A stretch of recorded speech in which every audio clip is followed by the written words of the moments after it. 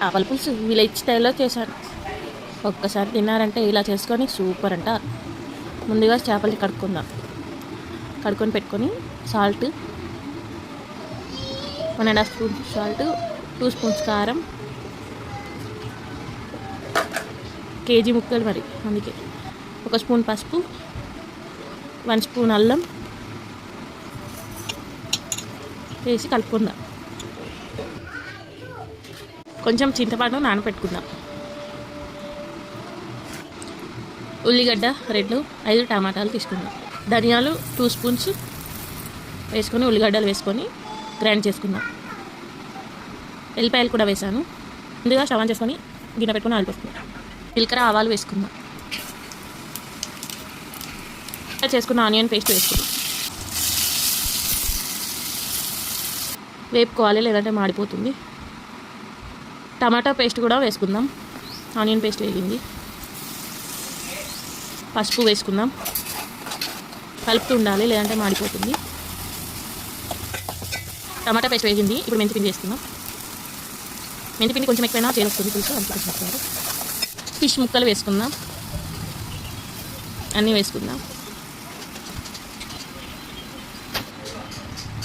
మూత పెట్టుకొని మగ్గనివ్వాలి 5 మినిట్స్.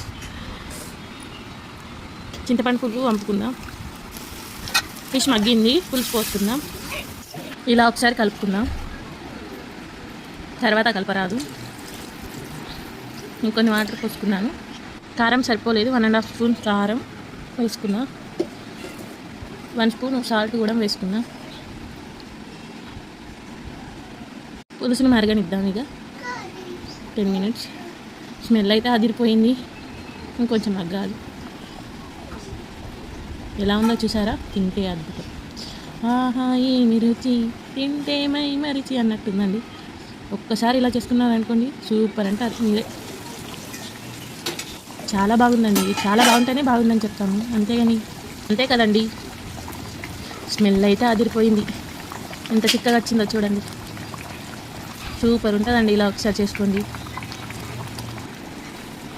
పులుసు మరుగుతుంది. ఇంకొంచెం మరగనివ్వాలని అందరు చూస్తున్నారు కానీ సబ్స్క్రైబ్ చేసుకుంటలేరండి. చేసుకోండి please. Do subscribe and share, like, comment కూడా చేయండి.